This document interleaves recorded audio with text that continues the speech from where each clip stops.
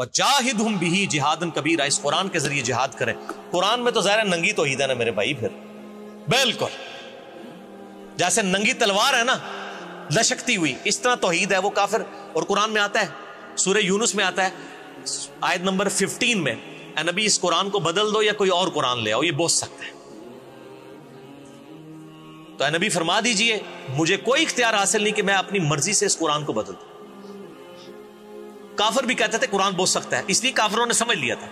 یہ مسلمان کہتے ہیں قرآن تو جی اللہ دی رحمت ہی رحمت ہے جی، کہتے کھول کے ہی نہ پڑھی انہوں پتہ ہی نہیں ہے کتنے رحمت کڈ پورے قرآن اس رحمت کا تو حقدار ہی نہیں ہے. اور رحمت یہ ہے کہ جس نے توبہ کی اس کے بعد اصلاح کی اور سدھر گیا اس کے لیے اللہ غفور رحیم. اس کے بغیر تو کبھی رحمت آئی نہیں. جھوٹ بولے آپ سے لوگ. اسی لیے جو قرآن پڑھتے ہیں نا، میں آپ کو بتاؤں 2011 کی بات ہے، ہمارے محلے میں ایک قریبی ایک مدرسہ ہے، وہاں پہ انہوں نے نا شروع کیا قرآن کلاس نا. تو میں نے اپنے وائف سے کہا کہ اس وقت 3 بچے تھے میرے، میں نے کہا میں بچوں کو سنبھالوں گا، تو پورا قرآن کور کر. وہ پورے رمضان میں نا 9 بجے سے لے کے ظہر تک ایک سپارہ کور کرتے تھے، اور رمضان میں پورا قرآن انہوں نے مکمل کیا.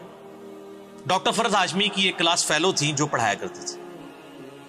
تو میں نے اپنی وائف کو کہا کہ تم نے ایک دفعہ قرآن پڑھ لے، تیرے باوجداد میں سے بھی میرے باوجداد میں سے بھی شاید کسی نے قرآن ترجمے سے پڑھا ہو، تو یہ قسم ایک بار ٹوٹ جائے تو بھی پڑھ لے. نماز پڑھتی تھی، پردہ کرتی تھی، سب کچھ. جب میری وائف پورا قرآن یعنی قرآن وہ پڑھتی گئی تو اس کا تو جس کو کہتے ہیں قرآن تو پھر آپ کو پتہ ہے اپنا اثر چھوڑتا ہے.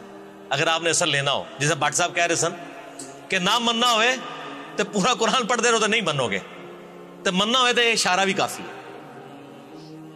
تو میری بیوی سے میں نے پوچھا کیا تم نے لرن کیا؟ اس نے کہا جی میں نے صرف ایک چیز لرن کی ہے کہ جس اللہ کا تعارف مجھے میرے ماں باپ اور اس معاشرے نے کروایا تھا اور میرے علماء نے، وہ اللہ قرآن والا نہیں ہے، قرآن والا اللہ کوئی اور ہے.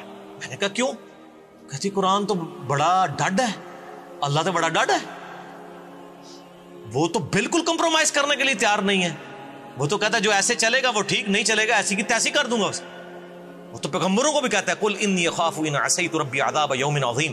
اے نبی تم بھی فرما دو بالفرض اگر میں نے بھی اپنے رب کی نافرمانی کی تو بڑے دن کا عذاب مجھے بھی آ پکڑے گا. یہاں تو کہتے ہیں ہمارے بزرگ اتنوں کو بخشوا لیں گے. واقعی جو قرآن اور سنت کا رب ہے وہ اور ہے، جس کو انڈیا، پاکستان، بنگلہ دیش اور افغانستان کے لوگوں نے، ان کے بزرگوں نے جو تعارف کرایا وہ اس قرآن حدیث میں نہیں ہے. وہ اسی طریقے سے ہے جیسے کوئی بڑی نانی اماں کا تعارف کروا دیتا ہے نا، اس طرح کا تعارف کروایا وہ لے کے چلے. انشاءاللہ مولا علی کا جو قول ہے نا کہ انسان سویا ہوا مرتے ہی جاگ اٹھے گا، کیوں یہ کیا ہو گیا، اصل زندگی تو یہ تھی. اس وقت جاگنے کا فائدہ نہیں ہے. یہ جو تعارف یہ کہ وہ اللہ نے ساڑی نمازہ نہیں چاہیے. اللہ نے کہیں قرآن میں کہا ہے مجھے تمہاری نمازیں نہیں چاہیے. اللہ نے تو قرآن میں کہا ہے کہ وَأَقِيمُوا الصَّلَاةَ وَلَا تَكُونُوا مِنَ الْمُشْرِكِينَ، نماز قائم رکھو اور مشرکوں میں سے نہ ہو. صحیح مسلم 246 نمبر حدیث ہے.